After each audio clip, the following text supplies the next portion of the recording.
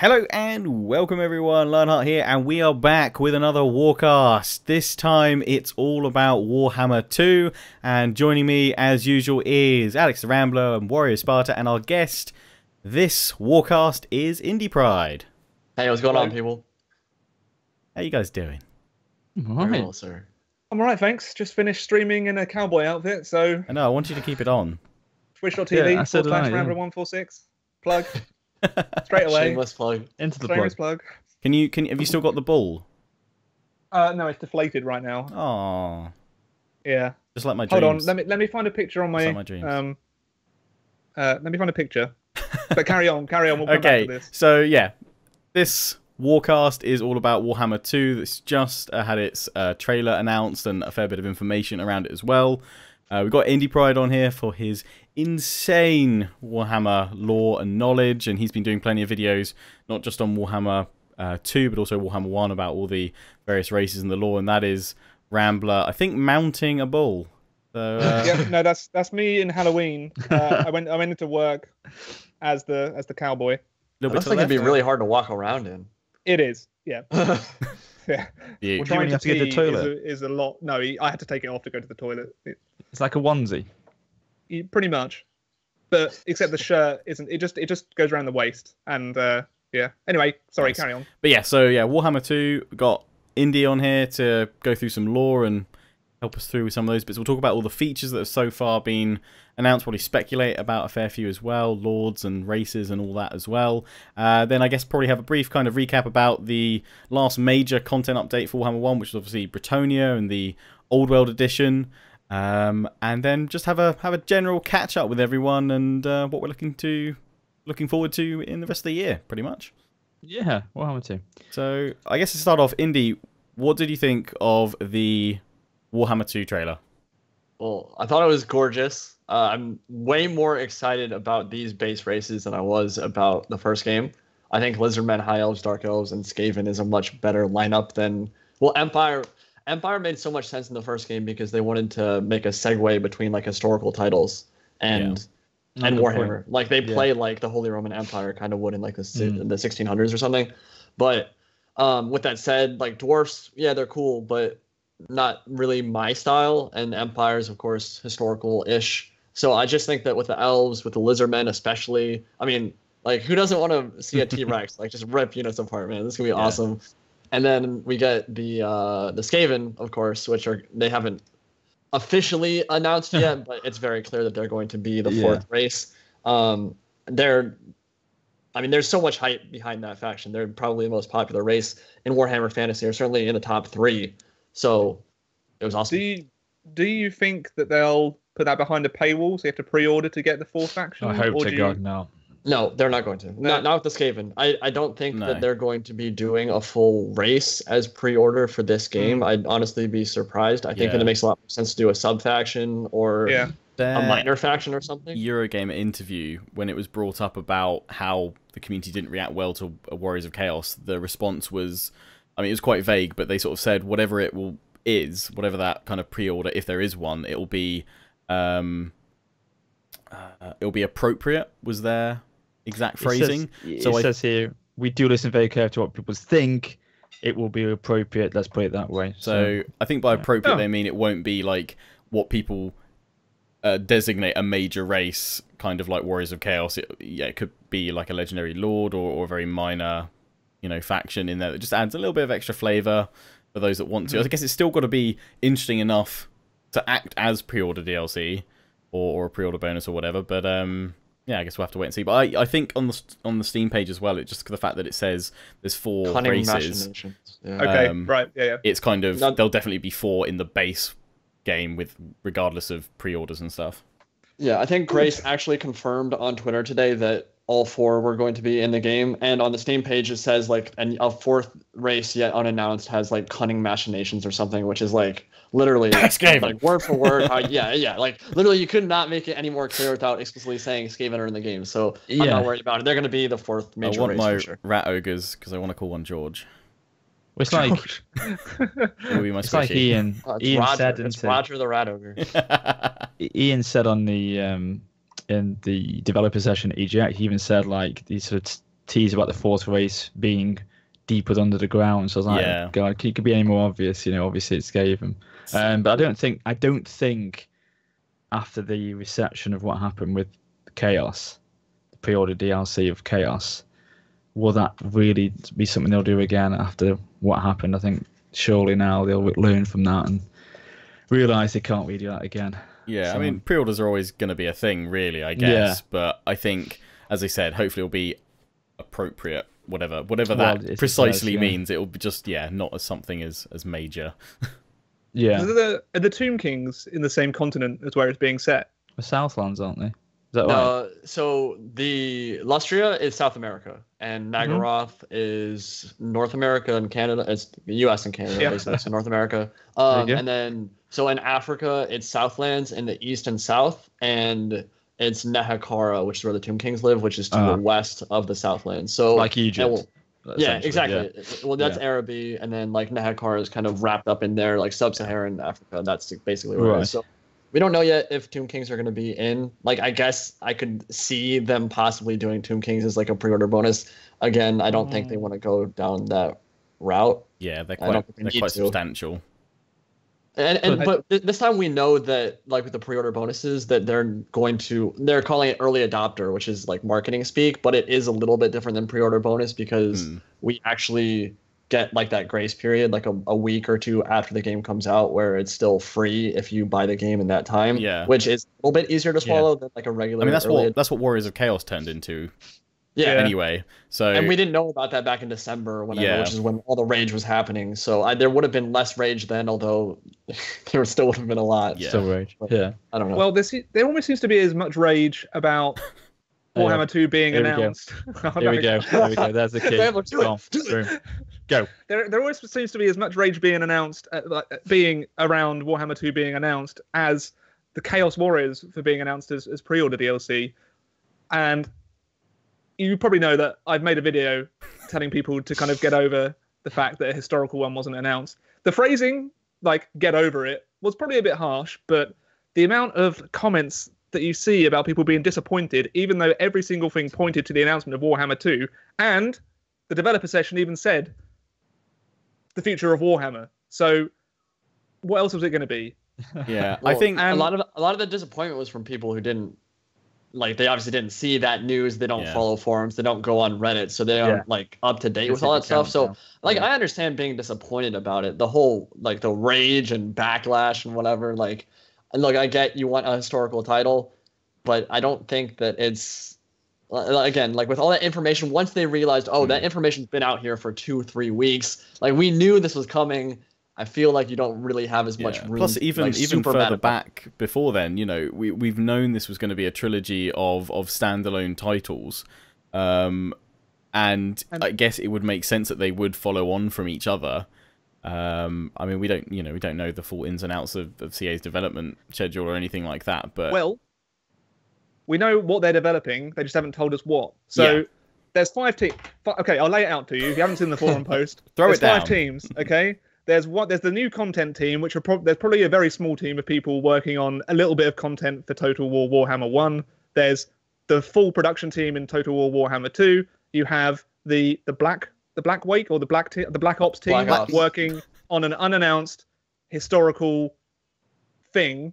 It's not going to be a full game, but it will probably be like the size. I don't know. I imagine it'll probably be bigger than Age of Charlemagne, but smaller than a full title like Rome 2. Like Attila. You've got. So it'll be a full historical title in production. So that's 2 teams working on historical titles, and then you've got a 5th working on Arena. So that's 5 Total War teams, 2 of which are working on historical stuff. To an extent, you can say Arena is historical. So that's 3/5 of the Total War teams working on historical stuff.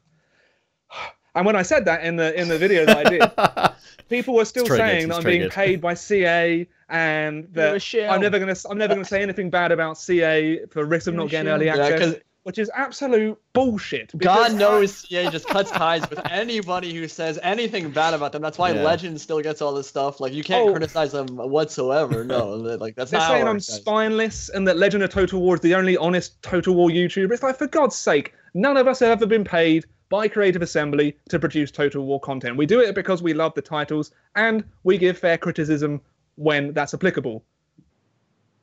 I think we're just a bit more Okay. realistic. Maybe. Just done, yeah. I don't know. I Maybe. Yeah, I don't go into the full kind of rant side of things with how I critique. I prefer just to give you know reasonable critique as I go through. At the end of the day, for me, it's not something worth getting that incensed by, I guess. And I think you can deliver reasonable, constructive feedback and criticism, in a regular tone and fashion. What helps us as well is that we see it behind the scenes. He's still triggered. No, I mean we go to the studios, we see what's going on behind the scenes, so we get more of an idea in a way. And we get asked all the time for their feedback. For our feedback going. So we can't dictate to Total War what we can tell them, but they're not going to. Most of the time, they are constrained by a development process in the form of a business, and a business is out to make money. So I don't know where I'm going with that point, but although we have a little bit more of an idea, we're not involved in the development process. No. I think a big part of it too, though, is that we personally know some of these CA employees and have met them, and there's a human element to it. Sure, so we understand they're human people. So and this is not necessarily a bad thing because it's very understandable. But someone who's never met a CA employee, never been to Horsham, England, or whatever, it's a lot easier for them to just look at CA as this big bad company. But it's important to remember that there are people behind that who need to work for salaries, are looking to provide for their families, blah blah blah. And I'm not making excuses. Obviously CA has made plenty of mistakes in the past. Yeah. And there's stuff to criticize them for sure. I'm sure they will in the future. They're hardly perfect. I mean, I think all of us fully agree that we're not fans of sieges in Warhammer as they stand. They really need a revamp. Yeah. No. But yeah, free for all. Please just put in free for all in multiplayer. God, that's another thing. It's teased. It's teased a little bit, isn't it? There are even things that still trigger me that's in Total War, but I just enjoy games for what they are. It's when I'm going off topic a little bit, but for Mass Effect Andromeda, I'm a huge Mass Effect fan. So when I've seen this barrage of attack over the facial animations, which fair enough, they're not amazing, but it doesn't ruin the enjoyment of the game for me. And there was a targeted attack on an EA employee, some bigoted male groups were going after this woman because she worked on the facial animations. And I've actually met that woman in real life. I met her at a Twitch meetup in Vancouver. Lovely person. But even if I hadn't met her, there's still no reason to target people individually for the development of a video game. It's just disgusting, and I don't stand for that kind of stuff. Who was the Rome 2 AI program? Who was the Rome 2 AI program again? That was awful, wasn't it? The Rome 2 AI battle AI program. Yeah, the targeting on Julian McKinley. Yeah. That's exactly the same. But then again, at the end of the day, for all this kind of frustration that I'm venting out, I'm arguing with people on the internet. Yeah, it's but the thing is, at the end of the day, the reason why you get so passionate about it is because you enjoy the Total War content so much, and I can totally appreciate the reason why the historical.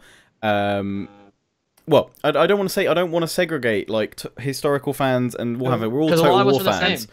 All of us in here right now love historical and love Warhammer Total War. Yeah, and that was the point of that video that I uploaded, was to try and just get people to not form that segregated community. We don't need that. Fantasy.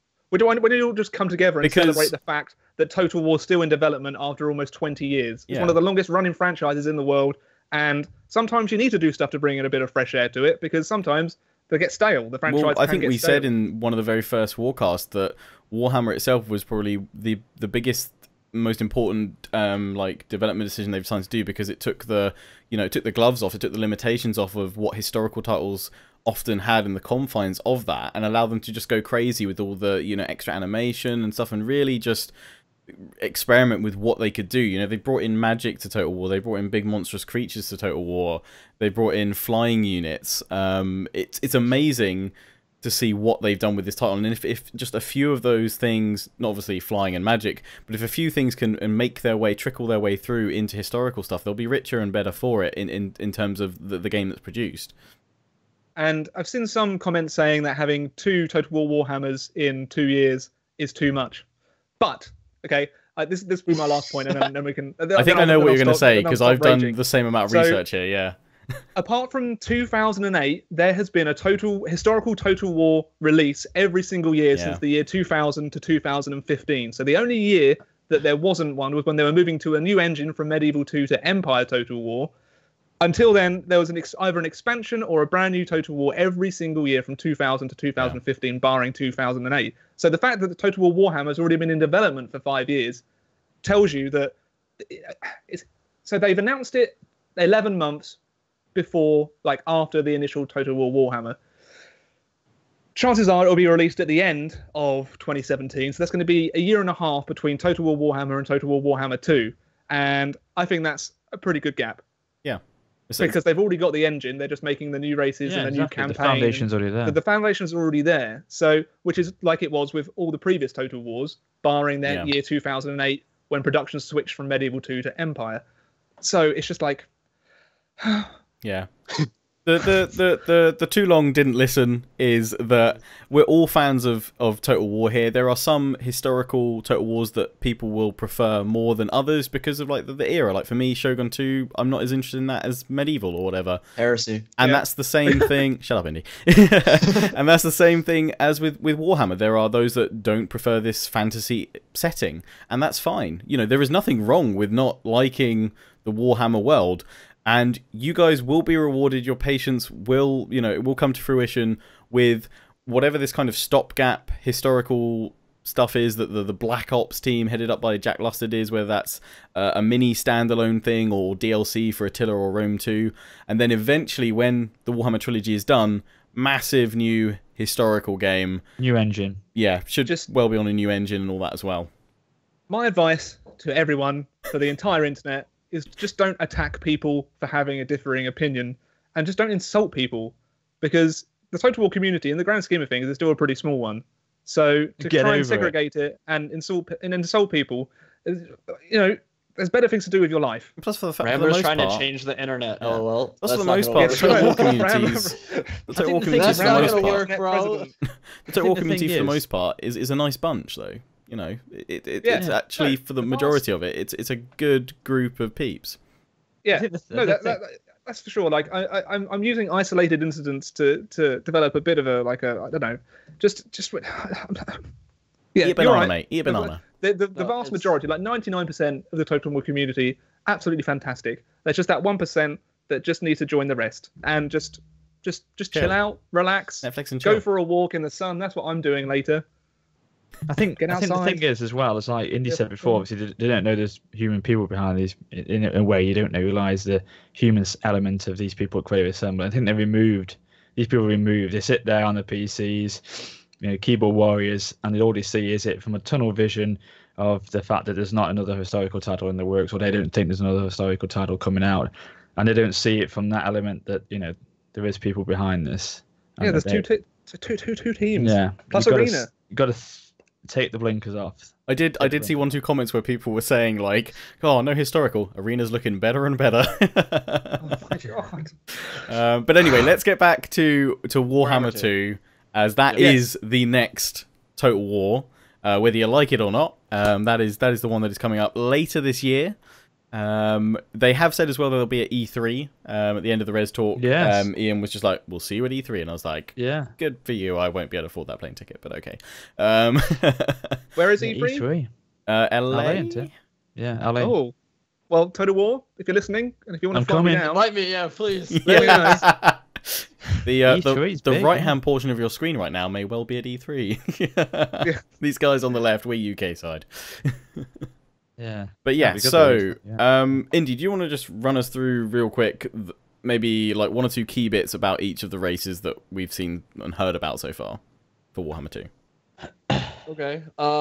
So if you follow my channel, I do a lot of lore videos. I just did a Dark Elf lore army and tactics video running down that whole, just the lore of their faction and what their army compositions are like. They're led by Malekith the Witch King, who's that badass looking gold mask and black armored dude in the trailer. Awesome. He is an incredibly powerful caster and melee fighter, one of the strongest characters in Warhammer Fantasy. He's a really scary dude, really evil dude. And the reason he wears that armor is because he was burned when he was walking through. Basically, any high elf king who wants to be king walks through a flame, and if they successfully get through, they're going to they're going to be the king, and if they don't get through it, then they get burned horribly. And Malekith was a dick, and he has always been a dick. So what happened was he walked through, he got burned, and he basically, his mommy had to fuse this armor to his skin, or he would basically die. So, Darth Vader. Do you think she'll be in it, by the way, his mother? In the game? Yeah, Marathi is his mother, and I'm like 98% sure she's going to be the second legendary lord. She's the hag sorceress of Grond, and she is one of the oldest characters in Warhammer Fantasy Battle, and she's really sexy because she bathes in the blood of elven babies. Oh yeah, that's basically. Oh boy. So like she would normally age, but she's an elf, so they live like super long time anyway, and they still look good when they're like thousands of years old. But she would, like, because she's so old, she would look really withered and scary, except that she's such a powerful sorcerer that she's able to, like, make sure that she stays eternally. I was going to say, otherwise, we have two very different definitions of what sexy is, but that's fine. How did the Dark Elves become dark? How did they become dark? Were they corrupted?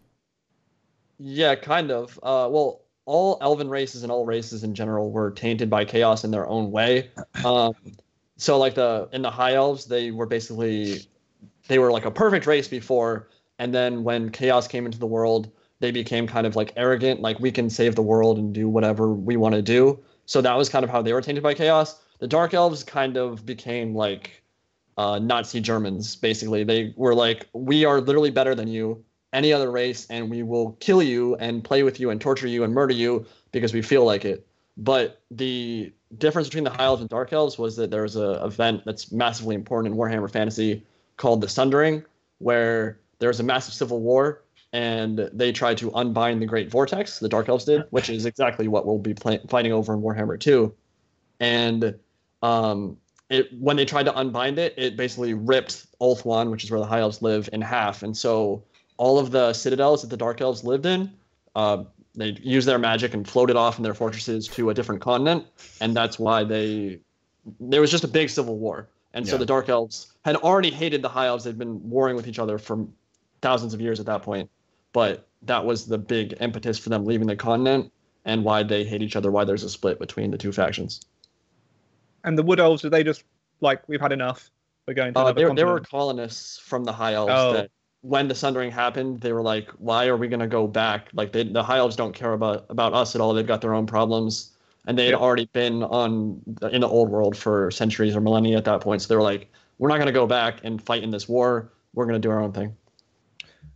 And what was the Sundering? Sorry, I'm really not up to date on Warhammer lore. So it was just civil war. But the vortex that this game is surrounding, what's that all about?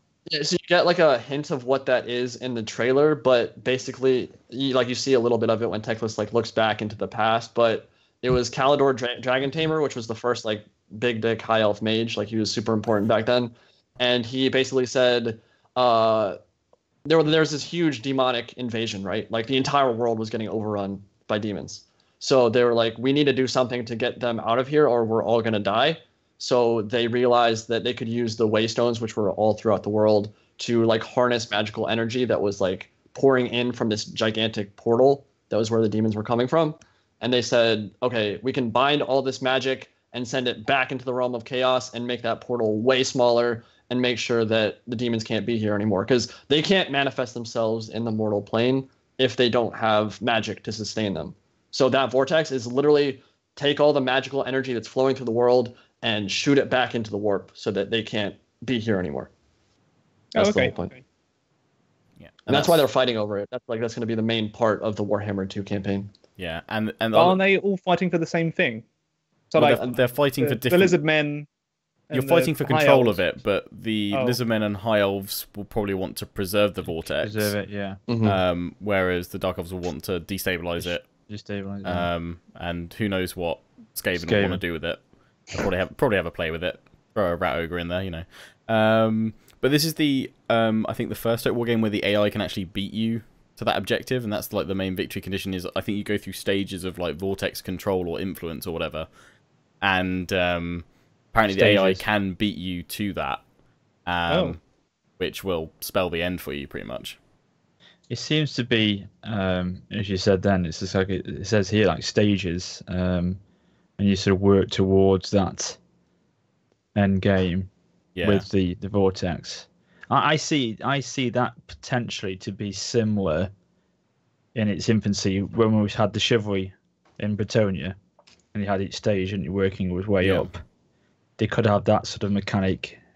The same with similar to that, like grudges as well, within public order bonuses and things like that. I imagine it'll have some kind of effect like that. And then I don't know if it will literally just, if you get through all the stages and you gain control, if that's just campaign 1, or whether it will, if you destabilize it, I don't know, just horrific stacks of chaos spawn and just destroy you, or I think or what really. As well, it said I think that they will allow us to see where the AI are in their progression towards it as well.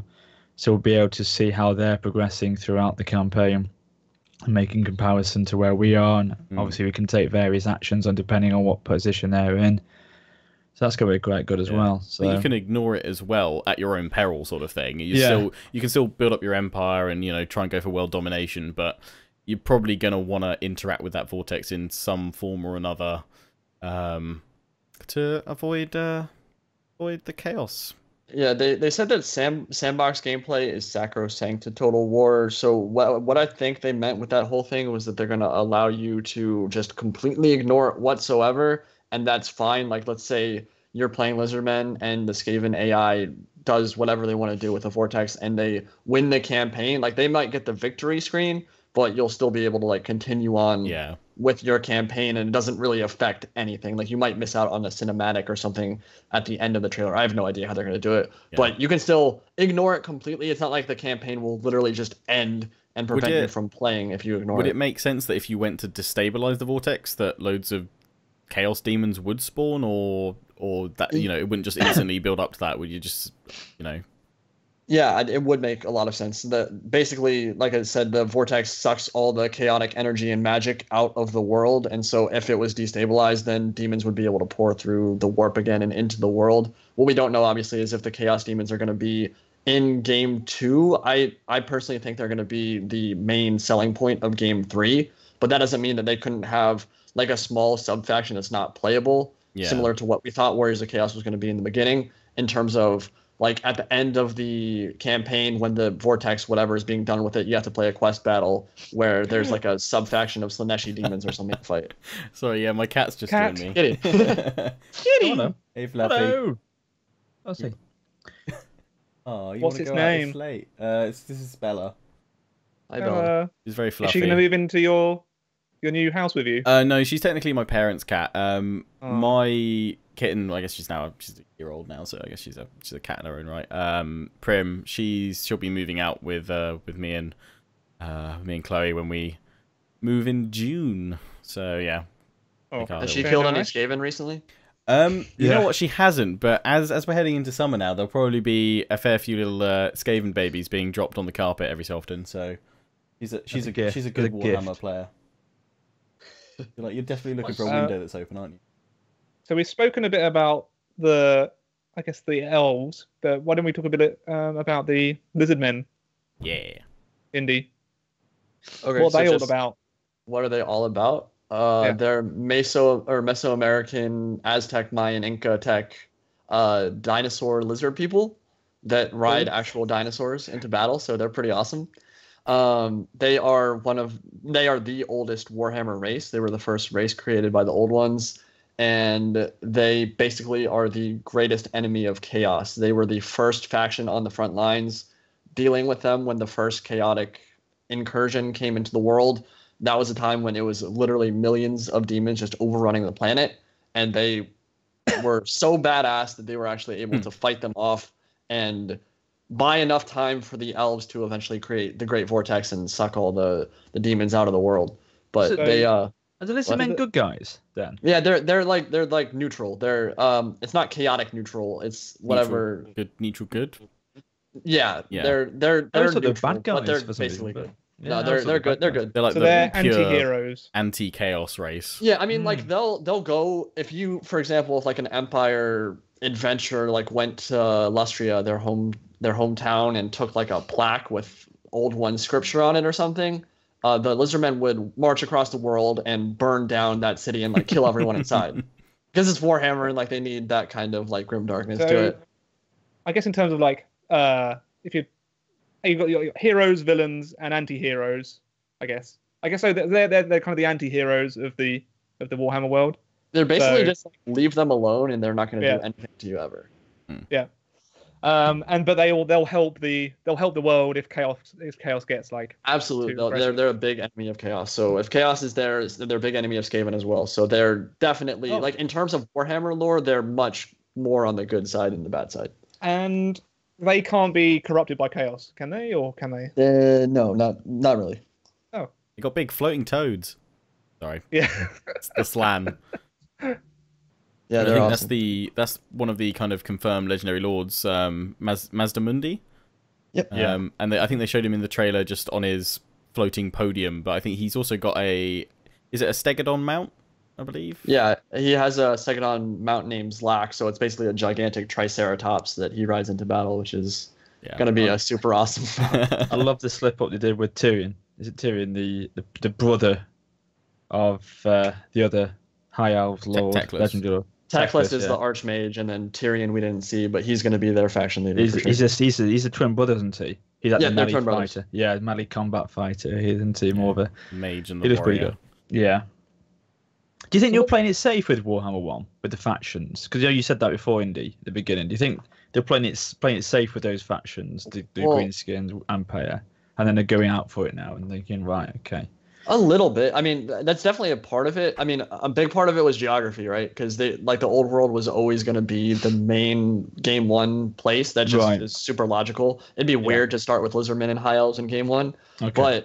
But yeah, no, I think to an extent that makes a lot of sense that like they know now, hey, game 1 was awesome. It sold really well. We can kind of expand our ideas and our plans for the trilogy, and we can go a bit more crazy with this game. They've constantly said all the way through that due to the success of it, they've been expanding their plans as they've been going. Basically, they've constantly been like updating and kind of developing. And I think we've seen a lot more potentially kind of feature-rich, additions, even in just the DLC that they've added into Warhammer 1 as they went, because they just had that, obviously the influx of income from the sales, and it allowed them to do more as they've gone on and try out new things. And I think it did surprise them more. Yeah. What races are left that we haven't talked about? Tomb King. No, sorry, just in terms of like that won't be in the game. Like Tomb Kings. Apart from 16, is that the final race? It's 16 major Warhammer Fantasy Battle races. So what we have left is Tomb Kings. We have the Chaos Dwarfs. We have the Ogre Kingdoms. And we have the Demons of Chaos. So once all those are, I don't think I'm missing. No, I don't think I'm missing anything. So once those are added, then we have all the major races, and the only thing that can get added are obviously the Lord packs, which I'm assuming we'll get plenty of, and then we'll get the. Well, I'm hoping we're gonna get minor faction packs at some point as well. So Kislev, Stalia Talea, Dogs of War, some of the minor factions that aren't like huge players in the lore, but are still important to Warhammer Fantasy. So with Warhammer 3. Are they going to? Do you reckon they'll hold the remaining kind of the chaotic factions back until the third one? That's kind of the weird thing, right? Because we don't know if they're going to do a bunch of DLC for Game 2 in terms of like faction packs. So there's two things they could do. The Russian data mining whole thing that was released like a long time ago before even Game 1 came out, it said there was going to be a Realm of Chaos Game 3. So it would be like faction specific for all the Chaos factions. So one for Slash, one for Nurgle, one for Tzeentch, one for Khorne, and those would be separated. But they could just decide to add like Ogre Kingdoms, Chaos Dwarfs, and Demons of Chaos in Game 3 and not split up the factions. So we don't know yet. As soon as we get like 1 or 2 faction packs in Game 2, we're gonna know what where they're going. Yeah. Because obviously they're not gonna put like Chaos Demons headlining in Game 2 or like do a DLC pack Demons, because then they can't sell Game 3. They need to be able to sell Game 3, and I think that doing only Chaos in Game 3 makes it harder to sell. Do you think Tomb Kings are too big for a DLC pack? I'm a little nervous about like the DLC races in general, because at least with what Beastmen were different because they were the first DLC packs, so they were kind of Wood Elves. But it was definitely lower quality than what they did with like Wood Elves and stuff. Is a Wood Elves good enough or big enough to be a DLC, or should they have been a main faction from the start? You know, I think they did the Wood Elves DLC really well. Like they were barely missing anything. So you could do a Tomb Kings like that, could you really? If they want to continue with that level of quality, absolutely they could do Tomb Kings as DLC. Yeah. If they do it like the Beastmen, I'm gonna be mad because that means that like 3 or 4 like pretty important units are going to come out. Which if you don't know the lore, it's not as big a deal. But then you like Google what you're missing, you're like, Jesus, why wasn't a Gorgon in the Beastmen pack? I think they struggle with Beastmen in terms of the skeleton animation. I think they realised it's quite a big task for them with Beastmen. Maybe it would have been better to start with like Wood Elves because it's not like I don't know if it's not as insane. Was more humanoid, aren't they? Yeah, more humanoid, aren't they? They've probably got a lot of that already, but. I think it was more like testing the waters, and they didn't realize like, oh wow, this DLC is selling really effing well. Let's continue doing this, and then we can actually make the quality better. Yeah, because it was the first one. Yeah, I was just saying actually, I think from what you've said on the articles and the developer sessions as well, I think they're really trying to focus on the narrative now, aren't they, of this game? You know, this is more so they're trying to really get behind the story and drive the story forward with this game more so than probably the first one. I don't know if they're trying to like go down a bit of a like a paradox route of making it more of a narrative sort of campaign, you know, making, you know, more of a role play. I don't know. They've added in, I mean, even like Attila and Age of Charlemagne was like, I think for me, it was like the start of this all because you had those little story events and things like that would pop up, and we've seen that get more and more frequent in Warhammer. I mean, like Grombrindal's got a thing that pops up every so often to choose his next kind of ancestor that he channels, which greatly affects the direction you can go out with him. You've got that with Bretonnia, with lots of things like that early orc incursion bit is quite interesting to see, like events like I'd actually love to see more of those events just dynamically randomly popping up throughout your campaign, because you can be like, oh, I'm going to go over here, and then something happens and you're like, oh, I can't, I've got to turn around because my heartlands are under attack because of this event that's popped up for the next 20 turns or something. I mean, you wouldn't want it happening too much, but I quite like the direction they're going with these events and crafting more role play for your characters and things like that. I think they're constantly trying to make sure they're improving the end game.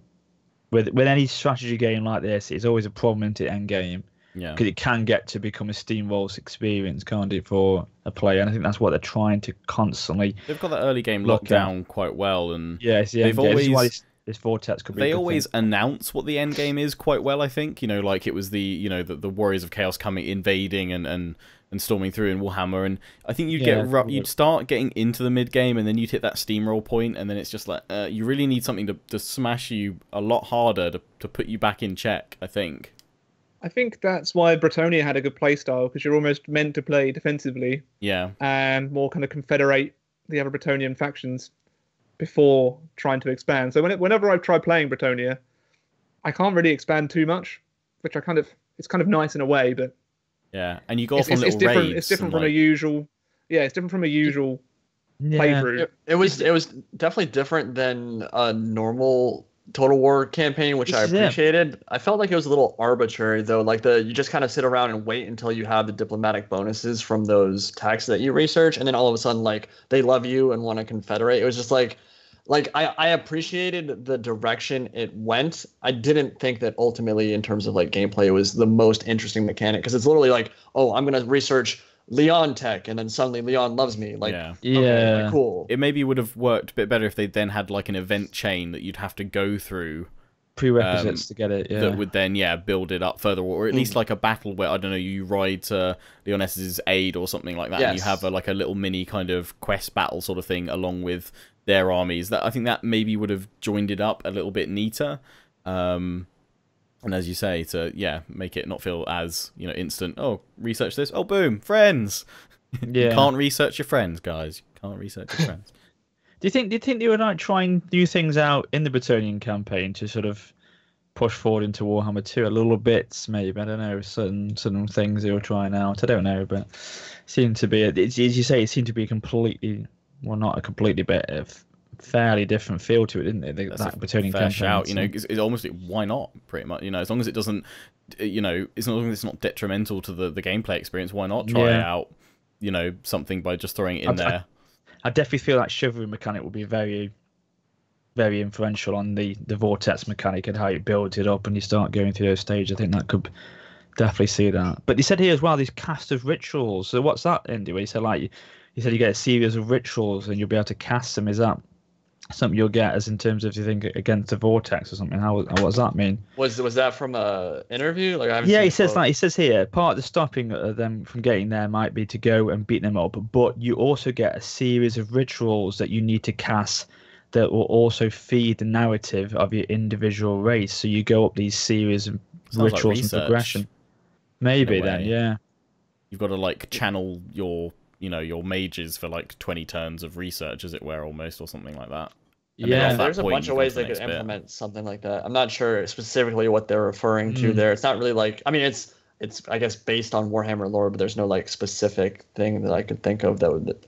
I don't know. We'll just see how they do that in gameplay terms. I'm not sure. He said, yeah, you can cast them. So maybe, and each race has a race-specific ritual. So, well, that'd be interesting. I mean, I'm sure they'll all have their own like ways of beating the campaign and getting to the last stage of that vortex mechanic. What those are, I'm not really sure. Again, like we said, like the high elves are going to want to maintain that vortex and make sure that it's still working good. Same with the lizardmen, but they'll have very different gameplay options, I would think, to make sure that they maintain it. And bonuses, I suppose, as well from it all, won't it? Yeah. Yeah, for sure. But I think as well, I was just thinking when you mentioned there, with the race specific, obviously Skaven. I can see it now with Skaven. It'd be like it'd be exactly like it was with Chaos in terms of like they'll do a big sort of relaunch of it with Skaven about a month or so before the games comes out, and they'll do a big push with Skaven, won't they? And that's be the way they'll do it. I'm sure of it now. Yeah, they'll play. I'd compare it with how they did the vampire accounts, because remember they did like the reveal with the greenskins was, I don't remember. I'm gonna get the dates wrong, but let's say it was in like September, and then they didn't talk about vampire counts at all. Didn't release the trailer they until held like that back 3 or 4 months later.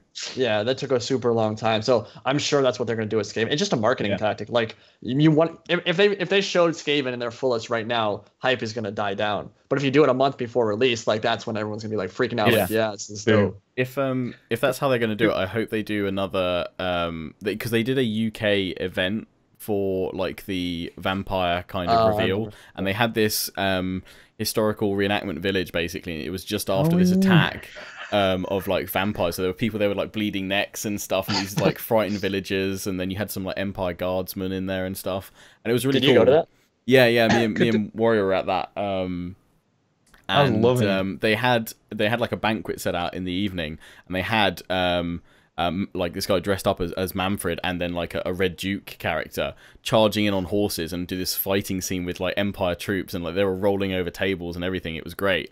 So I hope they do some like Skaven-esque type thing like that, because that'd be insane. Could we don't have a sponsor yet, do we? But could we just take an ad break? I just need to pop to the washroom. That's fine. Yeah, we'll be right back after these messages. Yeah, I can't get my chair out. Okay. I'll be back in like 2 to 5 minutes. 4 days. Who's that banana? And we're back from that sponsor break. Rambler, how was the poop? It's good. As mentioned previously, it was started off promising, but an unsatisfying end. Probably going to have to go for round 2 later on today. And had to make use of the preparation H wipes. So, the Warcast is now looking for a toilet roll sponsor. Please apply down in the description below. Please apply. But anyway, tell you what though, if you don't use baby wipes when wiping, do it. It's great.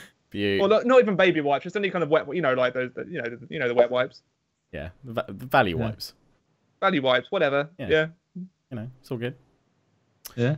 Anyway, let's talk briefly about which race we'd each like to play first. Cool. Indy, start us off.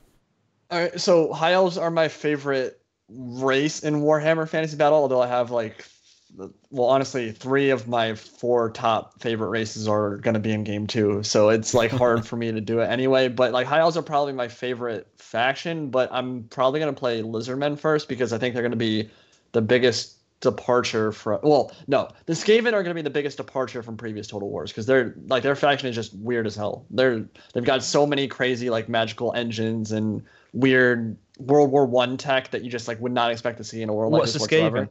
What's the Skaven? What's the Skaven? I think that's something made up by the folks over in Middenheim. Yeah, rats of unusual size don't exist. That's a preposterous idea. What are you talking about? But I think I'm gonna play Lizardmen first because seeing a dinosaur, like seeing a Carnosaur rip through enemy formations, is gonna be the most satisfying thing ever. Amazing. I can't wait. Yeah. I think the joke of it is actually when that April Fool's dinosaur tug war was the case, they've actually kind of brought that to fruition now. Yeah, it's finally come full circle. Yeah. So yeah, what about you, Warrior? Who do you want to play as? Well, I was, to be honest with you, because obviously I'm not too sure. I'm learning as I go with Warhammer. That's the beauty of it. But for me, having played Call of Warhammer and doing some multiplayer battles on that, some custom battles, I'm going to go for the High Elves because I think they look fantastic and I love the style of play they've got. They seem to be very defensive in sort of some of the uses they've got. They've heavily armored units. They've great shields they've got in some aspects. So I think for me, they would suit my playstyle well, and they look terrific. So yeah, I'm going to go for the High Elves probably. Rambler?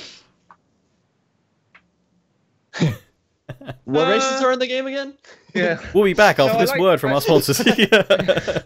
I know. I like the look of all three. So all the three announced ones look really appealing. Come on, dude, you got this. I don't like picking things. So we've had.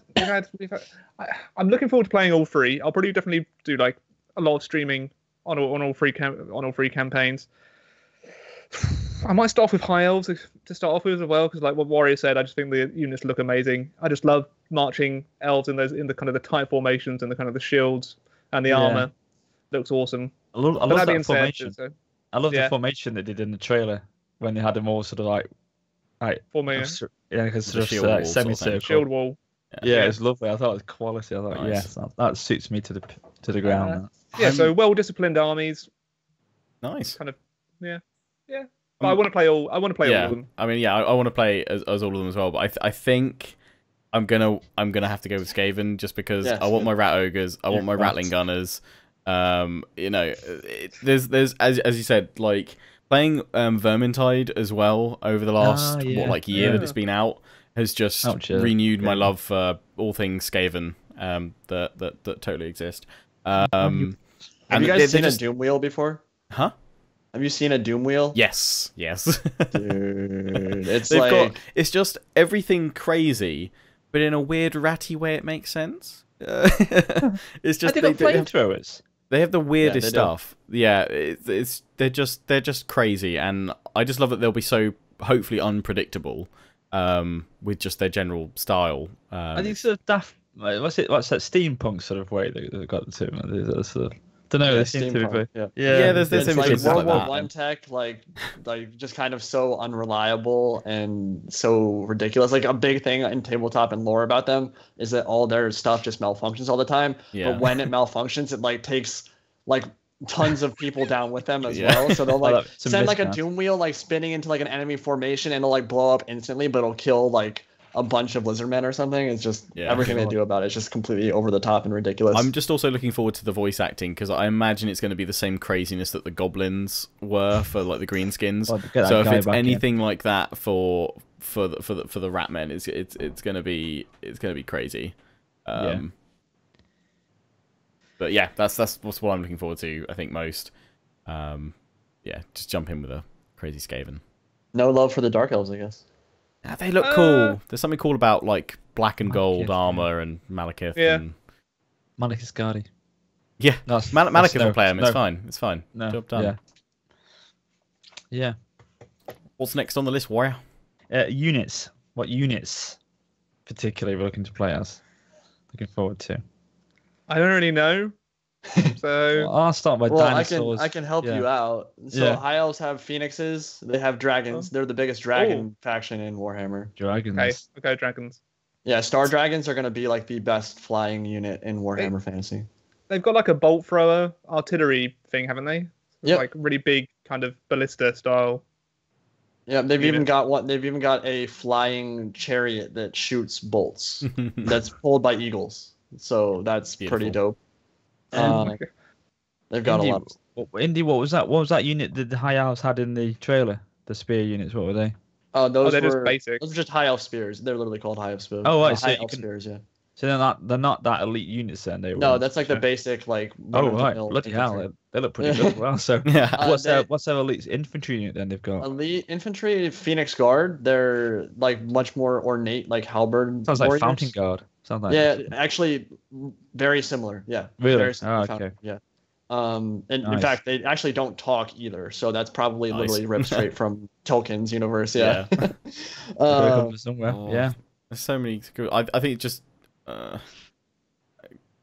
Carnosaur. It's just dinosaurs. Carnosaur. I just want to see the dinos. It's so hard to argue against that. Yeah. It's so hard to argue with a T-Rex, man. I'm trying to remember. Can you imagine smashing through a line with that Carnosaur? Yeah. I'm trying to remember what when me and Moosey went through Lizardmen, we were talking about some of the units that we thought they may not add in just because they'd be too expensive to do for the models and stuff. And there were.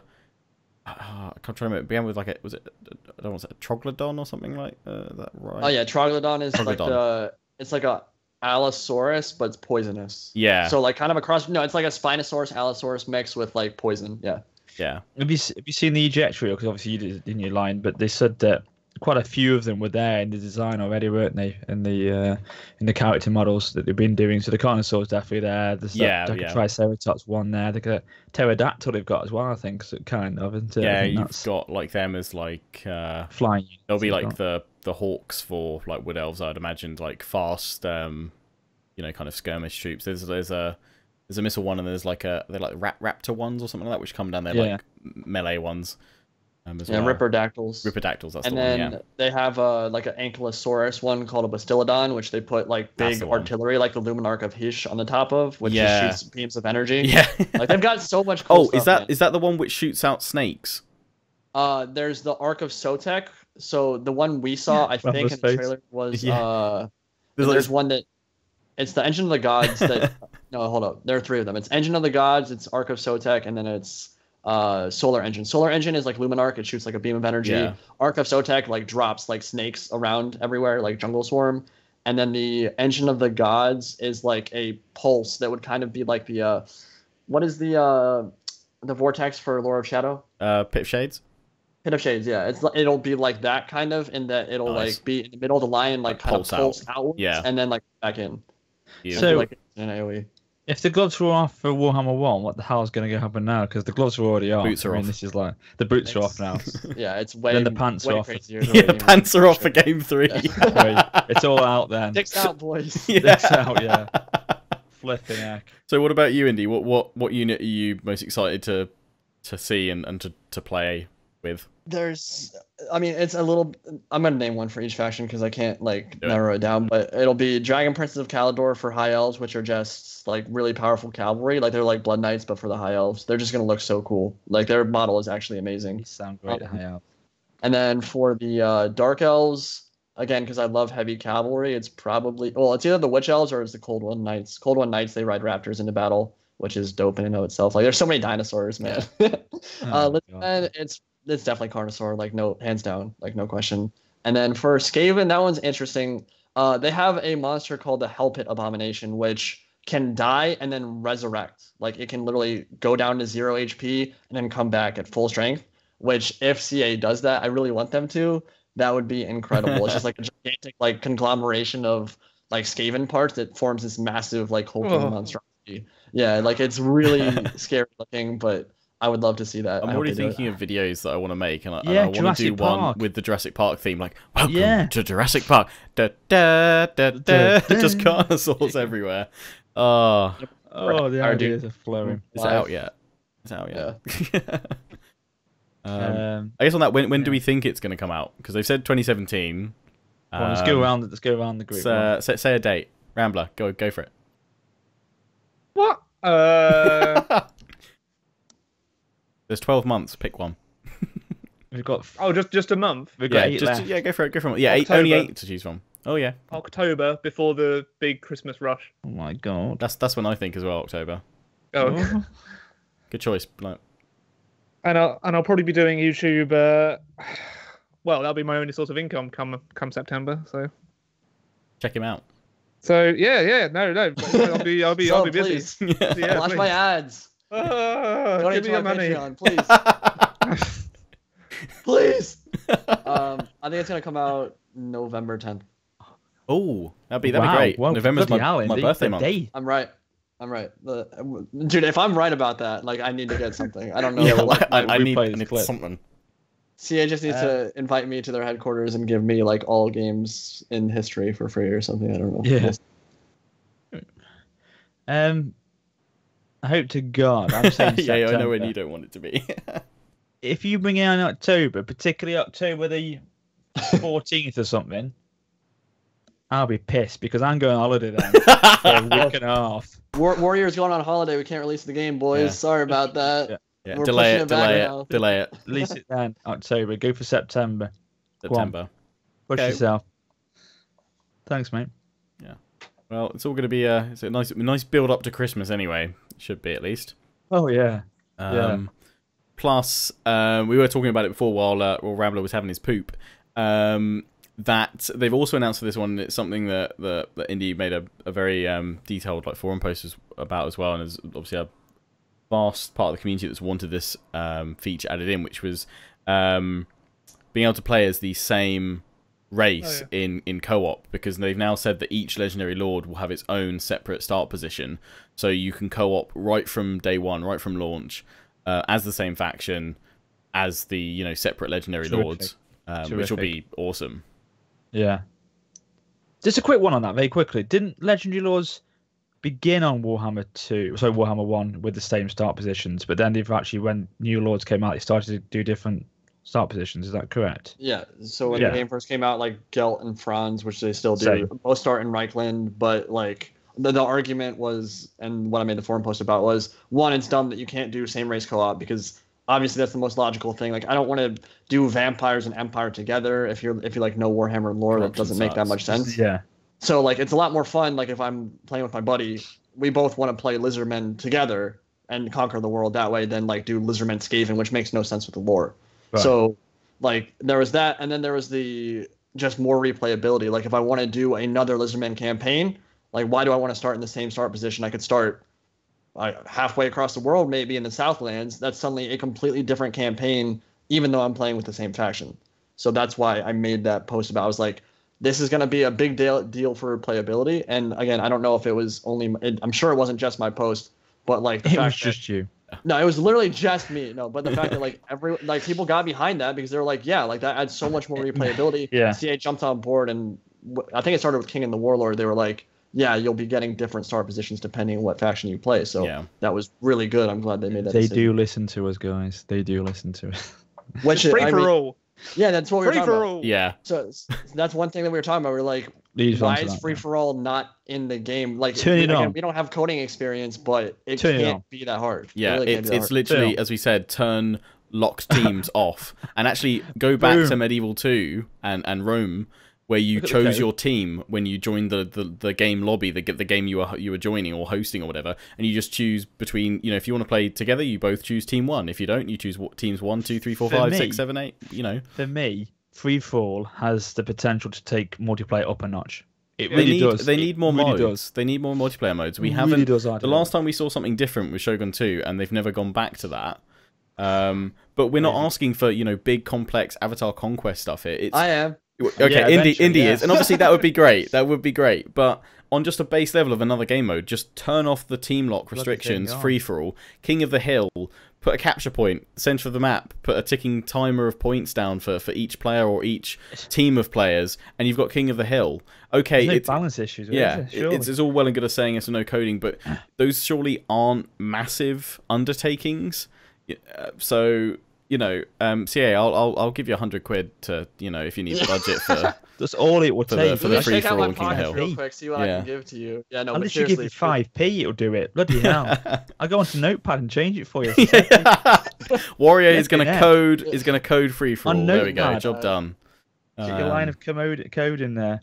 But extra modes would be grand. Quick one. No one's putting this out yet. I don't know if you guys know this, but I probably do. But I'm just making it as a big deal.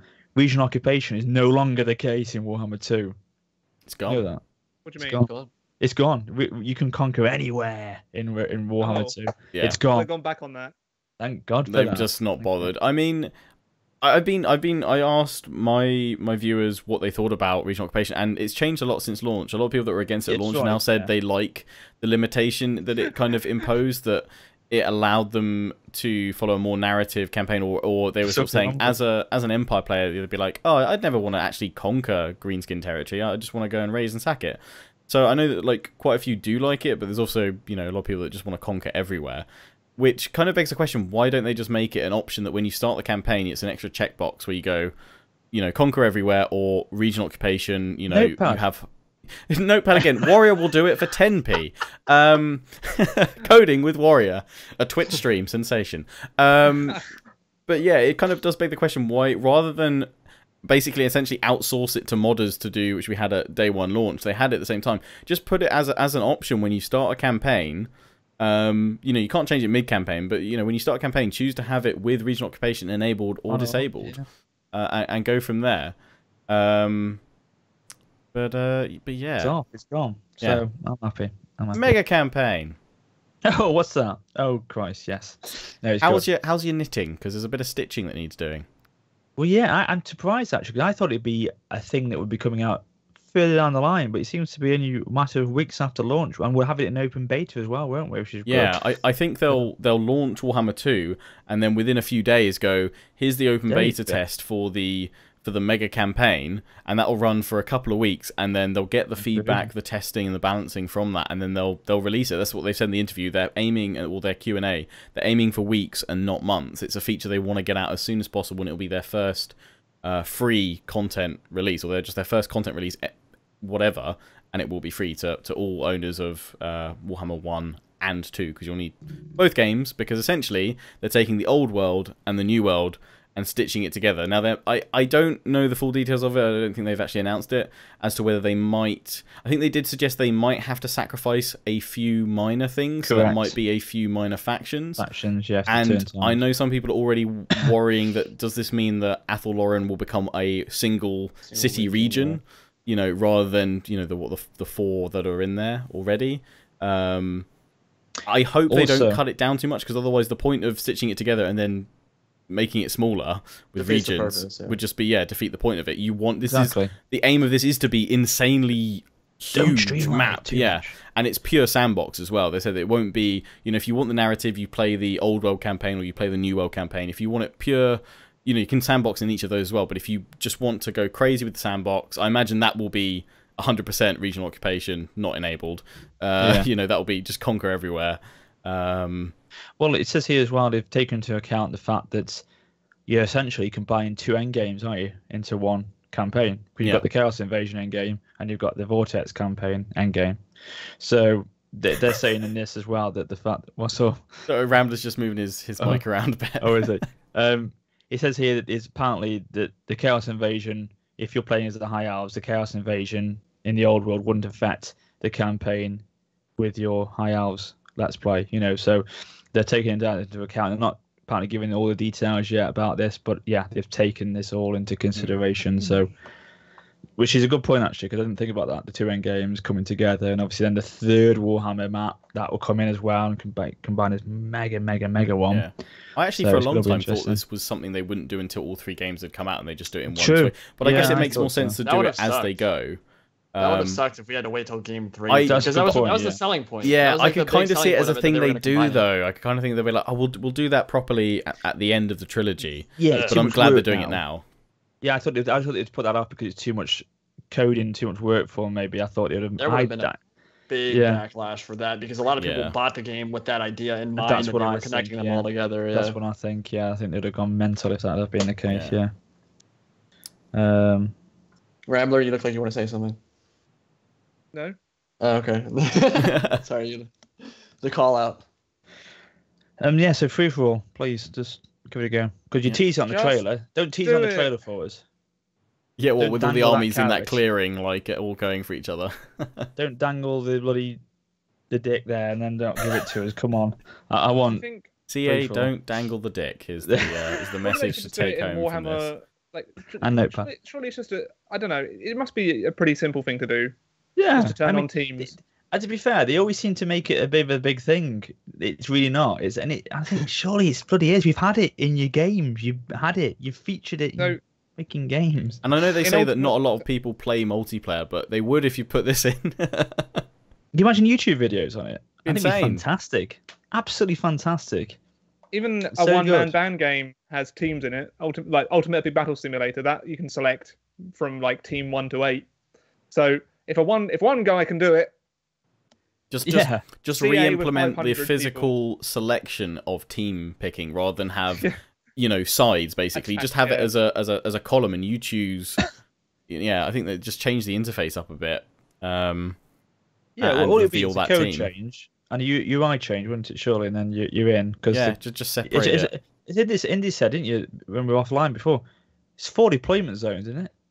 And then you just deploy and go. Yeah, exactly. Yeah, 4 teams, 4 deployment zones. There we go. Even if we didn't have the deployment zones, we've got the map tools now. People could make the extra deployment zones. So just job done. So let Warrior come up for an afternoon at the studio. He'll get his notepad out and he'll do it. Literally, a notepad. What we got? Underscore. What is it? What do you say? Open string value. On. Team. All teams. The same underscore false. Off. Yeah, or just true or false values normally, or zeros and ones, mate.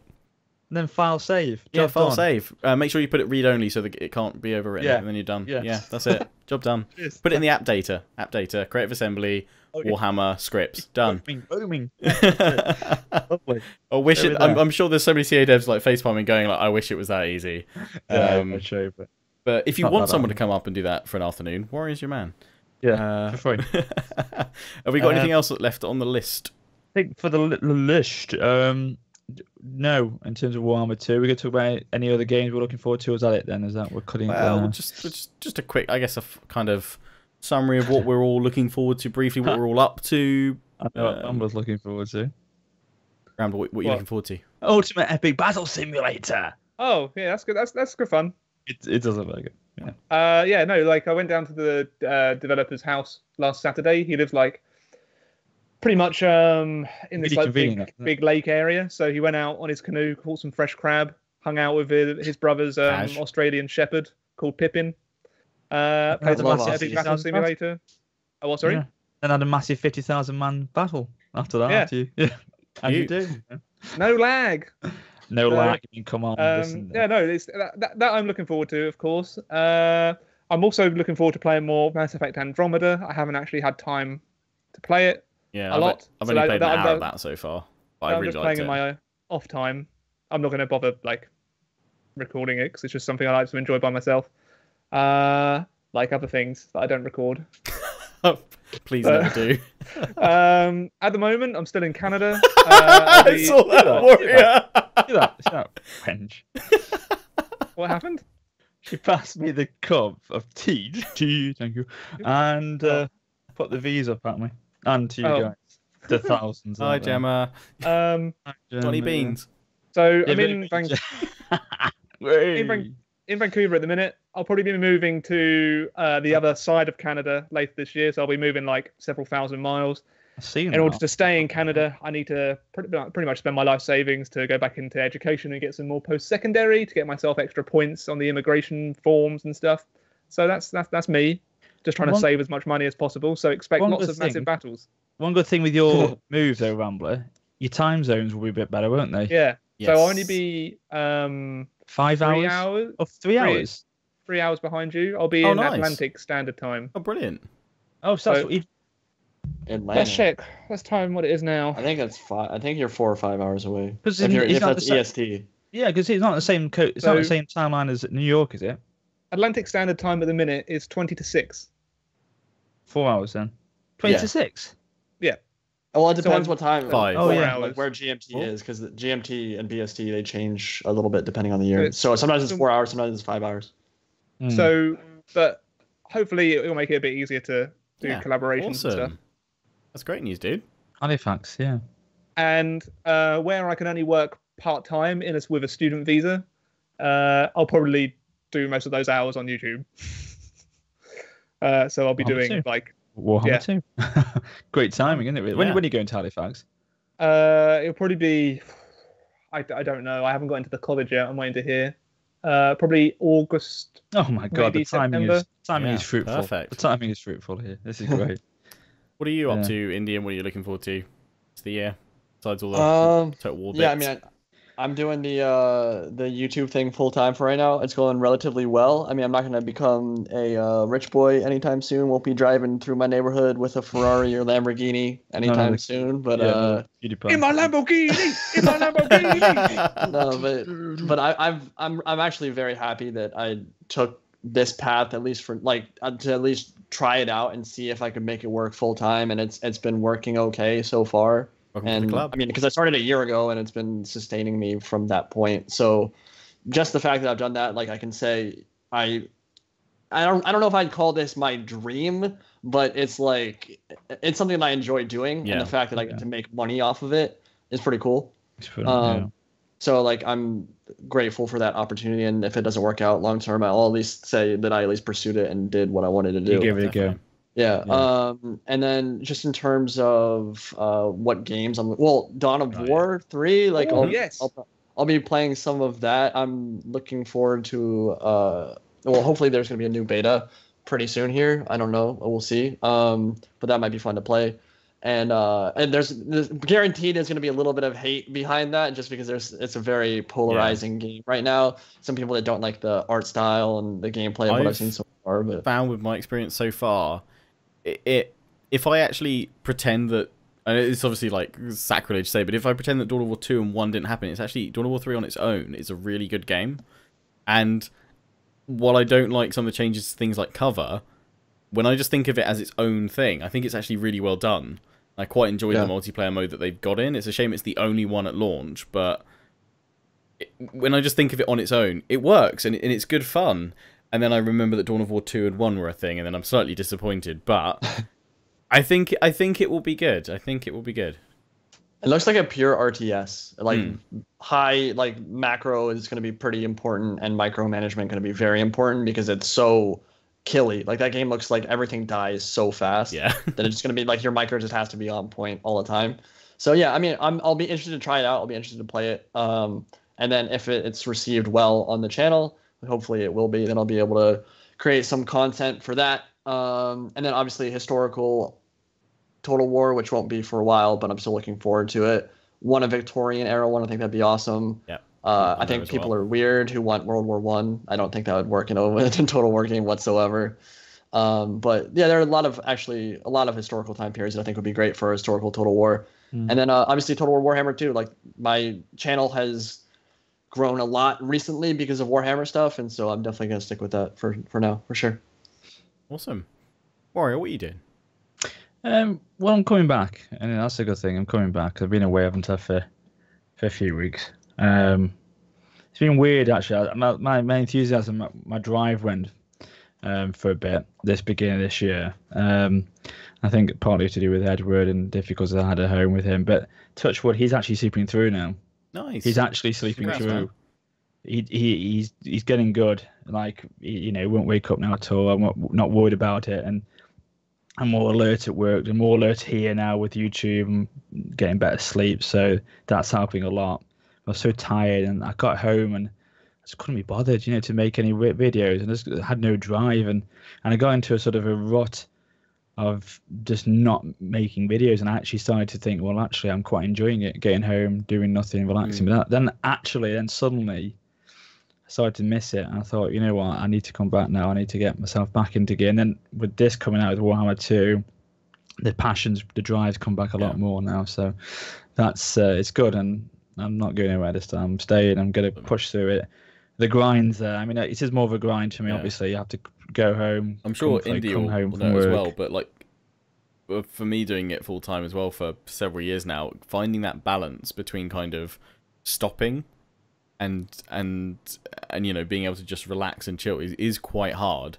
You're always thinking about it. Yeah, you're always thinking about it, and especially when it's something that, in a way, I still consider very much just a strong passion of mine and a hobby almost. It's almost coincidental that it's my job through, it's what I do every day. But I love it so much, and I can't think I'd ever be this enthusiastic about, working at a shop or something like that. No, and you it's, won't. No, but exactly. it is. I've got to admit, it is so hard to switch off, and to give yourself that time. So I think it's great to you've had that time and you've refreshed, you've recharged, and now you're tack back. Yeah, and it's gonna be more of a grind for me. Obviously, I'd love to be doing it full time again, but I've got to just push through. And the fact I'm getting more sleep now, the fact I'm not getting these broken sleeps anymore, touch wood as I say, but I think that's helping me massively now. So yeah, I kind of encountered the same thing as you, but then I had different kind of personal stuff going on. Yeah. But I think I don't know.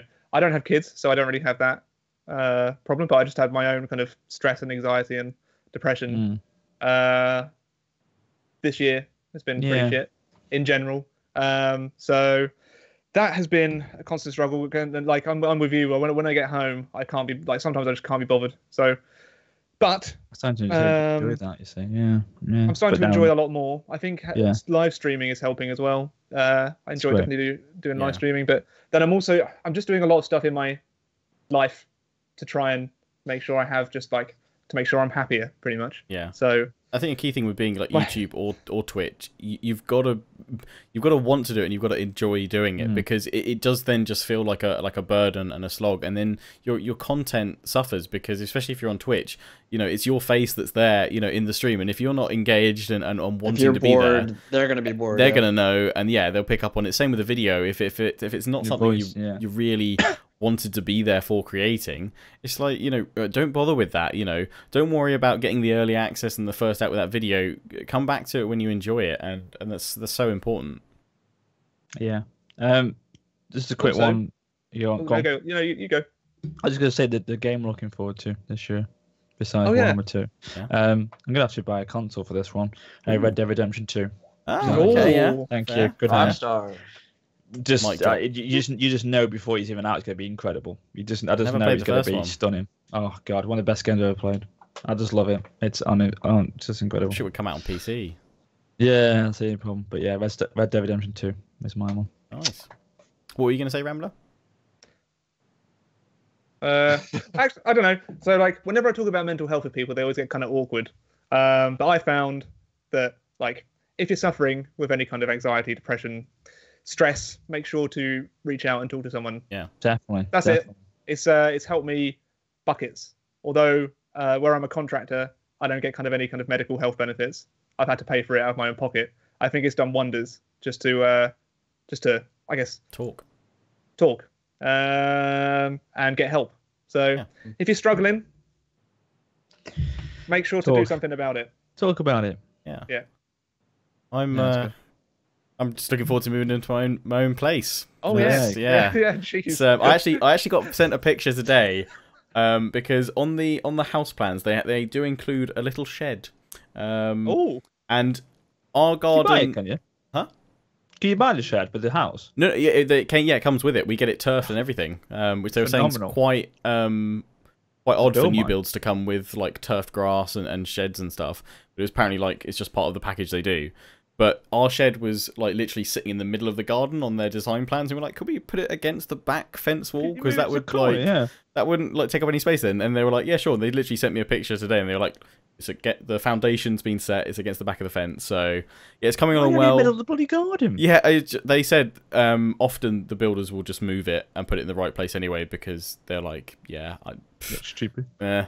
But it's all coming along really well. We still don't have like a set date for when we'll be moving in, but it should be early June now. So I'm super hyped for that. I mean, I have permission to use the second bedroom as my office for a year or so until the probably lion cubs appear. Then it'll be the shed. Then I'll be in the shed, but I won't be that first shed, because I'll literally be able to stand up in it like this, and that's it. There's not much room in it. I do it. Yeah. Under the cupboard. I'm gonna buy one of those like build your own kind of office studio shed things in the back garden. that's still classified as a shed, so that I don't have to get planning permission. Don't have kids. Just don't have kids. But yeah, no, I'm sure it won't be too long before there's lion cubs. To be fair, don't seriously, mate, you're gonna have to have a word with Bobcat. She's dead set on it, mate. I don't think I've got any choice. To be fair, I'll just be summoned one day and I'll be like, the snip now. It's time to make cubs, and that's it. That's how it works. Commander. But yeah, so that's in June. I'm, as I said, looking forward to Dawn of War 3. I'm looking forward. I don't think it's going to come out this year, but I'm looking forward to hopefully seeing and hearing more about Mount & Blade Bannerlord. Yeah. That's in the same for me, the same vein as the next historical Total War. I'm sure it'll be worth the wait. I've just got to wait a little bit longer. But I mean, all Kingdom Come Deliverance as well. Yeah, Kingdom Come Deliverance. I haven't actually gone back to that for a while now, so I'm looking forward to when they do their next kind of major update to that. But I want to see Cyberpunk 2077. Oh yeah, God yeah. CD Projekt Red. Like they had one of the best trailers I've ever seen. Of course, it showed no gameplay whatsoever, but I really want to see some gameplay for that. Good shout, yeah. But that's me. What we're all up to. But we're all back now. That's the main thing. Well, I'm back and. We're back, and Warhammer 2 is just around the corner. Yeah, September. Can it just come out tomorrow, dude? Like seriously. Yeah. It's September/October tomorrow. Right? Just a quick one. Please don't come out in August because that's going to mess my. Or October. August, yeah. So September basically is the only Warcast approved release window. I would prefer November. Or November. Yeah, good shout for Indy November. But a good one actually could be. I've seen it before. Warhammer 1 pushed back the date of release. I wonder if they'll do it again. Yeah, that's true. It could happen. Delayed a little bit. Yeah. They may push it back. I think it's just channel of the month now. Yes. And then, say goodbye. Yeah. I haven't actually watched him much, so I'll leave it to you. He released a really good April Fools. He did. Yeah, that was a video. That is the one video of his I've seen. The kind of the fight, it was really good. Star Trek fight. Go check it out. It's it's an exclusive. It's an exclusive first gameplay look at Warhammer 2. It's kroq-gar, I believe, isn't it? And General of the Empire. Yeah, fighting a General of the Empire. This guy, he's called Turin. Yeah, Turin. Turin, yeah. I recommend him to Rambler and Lionheart because, from my side, I know Indy will sort of alleviate, sort of, what's the word I'm looking for? Add on to this. There we go. In terms of, he's very good in his knowledge, his tactical awareness, his tactical knowledge is excellent, and he's also produces, in my opinion, how he comes across in his videos, very good, very, just very fluent in how he presents his videos and how he commentates on them. I think he's excellent. You've worked with him, haven't you, before, Indy? Yeah, we've done some games together. We haven't commentated together, but we got Tony together and played some games. But the thing that I think differentiates him from pretty much anyone I've seen make content is like he is extremely fluent and able, like articulate when he's playing the game. Like he's in the middle of like microing all his troops and like flanking and making sure that he's kiting appropriately and doing all this stuff, and like everything that he says is on point. There's no stuttering. There's no mumbling. Exactly. It's ridiculous. Like that is the most impressive thing about his channel to me. The fact that he is so articulate when he is in the middle of a very micro-intensive game of Total War. I think you're quite like that, actually. I think you're quite like that. Yeah, you are. Yeah. I don't do as much of the live commentary stuff though. So if I screw up, I can go back and do all that. Do it again. I try not to do that, but yeah. That's exactly right. Turin's very, very good. And also, he's quite well respected in the community. A lot of people are starting to be made aware of him, so he's sort of up and comer. There's very unique thumbnails. Yeah, his thumbnails are hilarious. They're just crazy. Yeah, actually. But yeah, I thought give him a recommendation. Yeah, go check him out, guys. He's linked in the description. And feel free to say the Warcast sent you. If anyone's watched to this point. Yeah, if anyone's still here, say hi. Just randomly in the comments. Just get us that watch time. Yeah. Okay. Thanks. I think people watch us on the way to work sometimes, don't they? I know a lot of people listen to it as well. We put it up on SoundCloud and iTunes as a podcast. Yeah. Will this go up the same time? At the same time? See. SoundCloud. Okay, cool. Yeah. Well, are we going to come back for May? We're going to try to come back. Yeah, we'll try and come back. Yeah, just try and come back more regularly now. And as Warhammer 2's now been announced, I'm sure there'll be drip fed information now. So The Warcast Hopefully is we'll back. get to Get hyped. Total Warhammer 2's happening. Get hyped. And historical Total Wars are still a thing. Get hyped. And I'm sure there'll be In a few events coming years. up. Get hype, and we'll go to events hopefully and stuff, and see them, enjoy them, Yeah. and get report back to you all. And Except me, I'll be a broke Party. student, so you never know. Go fund You me. never know. They'll invite you over, and I'll get my notepad ready. Yeah, Rory's going to work on that scripting right now. Free He's going to for send all, it over in the please. morning. _ true. Done. Thank you. hold Right. on, I can do this for you now. Hold on. CA, are you watching this? I mean, seriously, for Christ's sake. Have you done it Are yet, you actually Rambler? going to show that to the camera? You're Yeah. faking me my ears. Quickly, Rambler, the You've got development it, time Indy. costs are going up exponentially every second, mate. Code, free for all. Done. Easy. There we go. It's confirmed, it's completed. Hold on. I'll give instructions as well. Oh, okay. Installation instructions, there you go. Is it going to be available on Steam? Press enter. Press enter. Love it. Love it. There you go. Anyway, cheers Indypride for joining us on this Warcast, this Warhammer having 2. me. Thanks. Yeah. Thanks for coming. And yeah, was goodbye from me. Goodbye from me. You do. And it's goodbye from me, That guy. that guy. Ciao for now. Bye. Bye.